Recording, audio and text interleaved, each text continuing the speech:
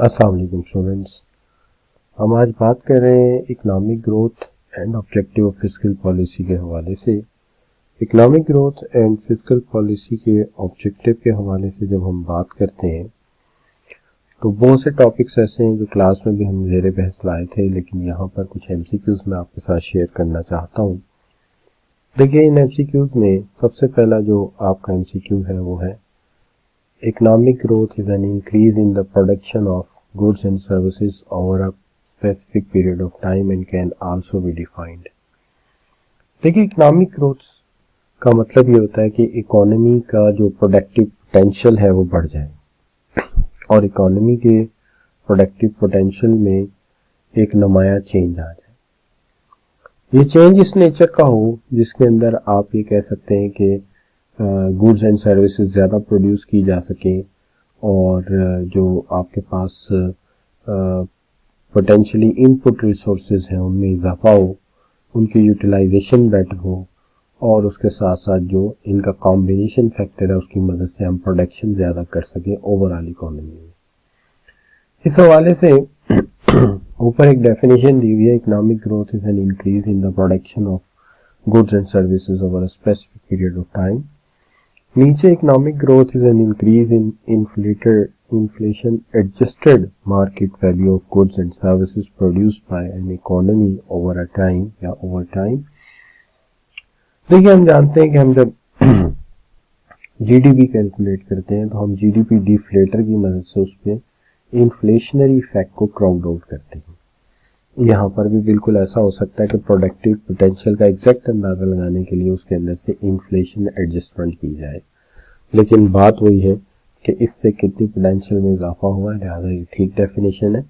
N increase in the amount of goods and services produce per head of population over times को population per head के time से भी calculate किया जा सकता है, ये भी बिल्कुल ठीक है।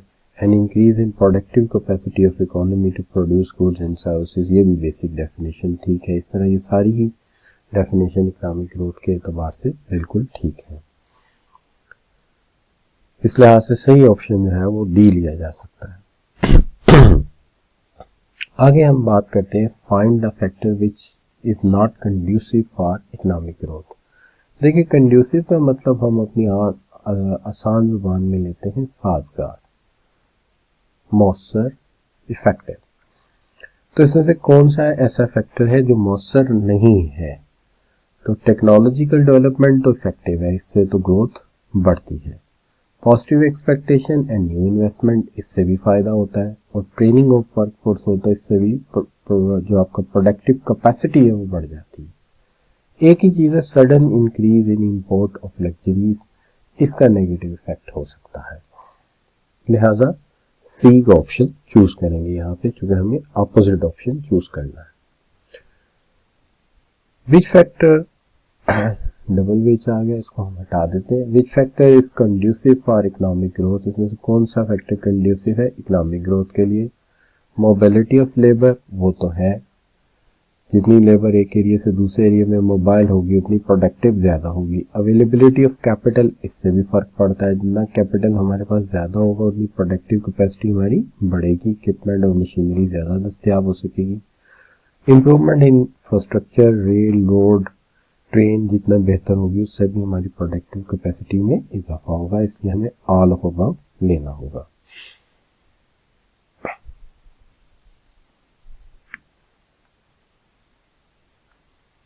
अब आपका जो फोर्थ क्वेश्चन है ये आपके क्वेश्चन बैंक का 111 यानी आई कैप के क्वेश्चन बैंक से है।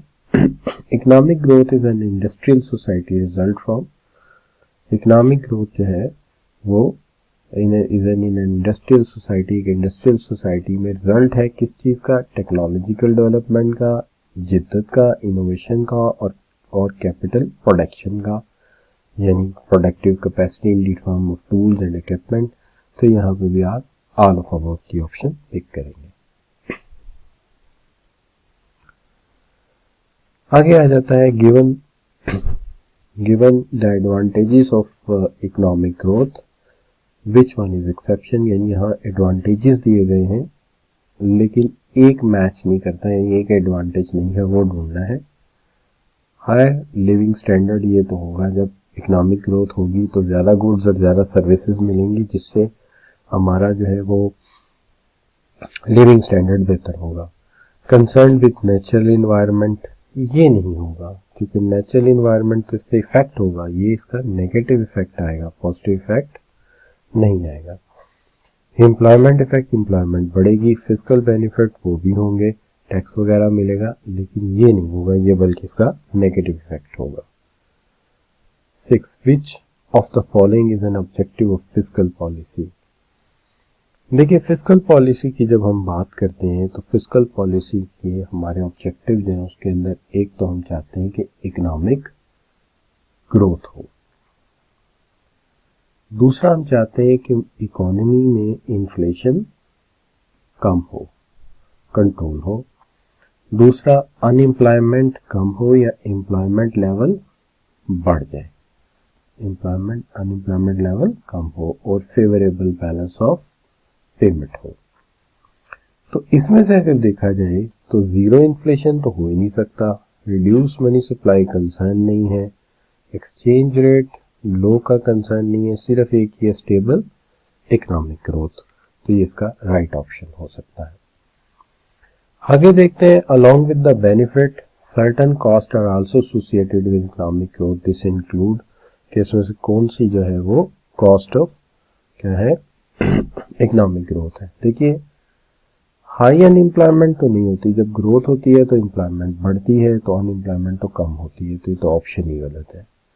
डिक्रीज इन टैक्स रेवेन्यू, ये भी नहीं होता है, टैक्स रेवेन्यू तो बढ़ता है, और स्टैगफ्लेशन भी इससे कंसर्न नहीं है। एक ही चीज़ है जो साइड इफेक्ट है कि जब इकोनॉमिक ग्रोथ होती है तो जो लोअर क्लास है उसकी हालत थोड़ी बेहतर होती है, लेकिन अपर क्लास और अमीर हो जाती है, जिससे सोसाइटी में जो पावर डिस्टेंस है उसमें काफ़ी ज़्यादा इजाफा हो जाता है।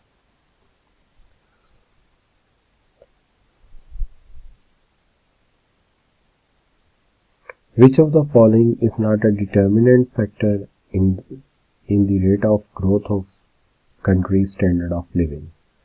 इसमें से कौन सा ऐसा है जो डिटर्मिनेंट फैक्टर नहीं है इकोनॉमिक ग्रोथ का, जो कि कंट्री के लिविंग स्टैंडर्ड पर इफेक्ट होता है। तो देखिए इसके अंदर सिंपल अगर आप रिवर्स देखना शुरू करें तो upgradation of educational standard and university level, इससे तो मेयार बेहतर नज़र आता है। टेक्नोलॉजिकल इम्प्रूवमेंट ये भी दिखाती है, और कैपिटल इन्वेस्टमेंट यानी कि कैपिटल में मजीद इजाफा, ये भी जो है वो पॉजिटिव साइन है। लोअरिंग द रिटायरमेंट एज, ये एक सोशल इशू है जो कि एक डिफरेंट मैटर है, इसके साथ कोई कंसर्न नहीं बनता।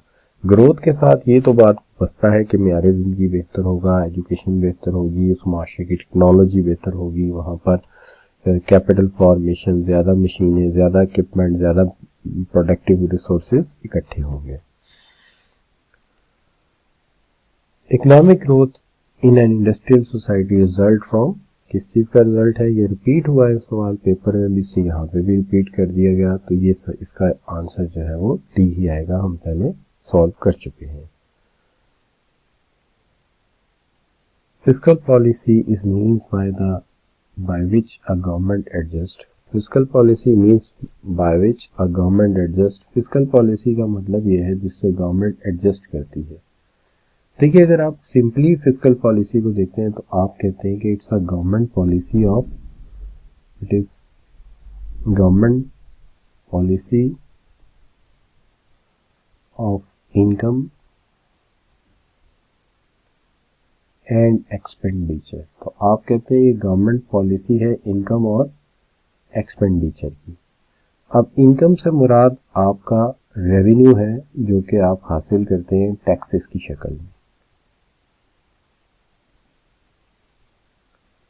और एक्सपेंडिचर से मुराद वो एक्सपेंडिचर हैं जो आप डेवलपमेंट पर खर्च करते या स्पेंडिंग करते हैं। इस लिहाज से देखा जाए तो ए आपकी स्पेंडिंग होगी और बी आपका टैक्स रेट या रेवेन्यू कंसर्न हो गया। इंटरेस्ट रेट का ताल्लुक मॉनेटरी पॉलिसी से होता है, फिस्कल पॉलिसी से नहीं होता। इस लिहाज से डी ऑप्शन आप पिक कर सकते हैं जिसके अंदर दोनों ऑप्शन मौजूद है। तो हमें चाहिए कि हम इनको एरेज कर देते हैं, ये ठीक ऑप्शन है, ये ठीक है, दोनों को जॉइंटली टिक किया जाए तो वो डी ऑप्शन आप पिक करेंगे। तो होप आपको यहाँ तक समझ आई होगी।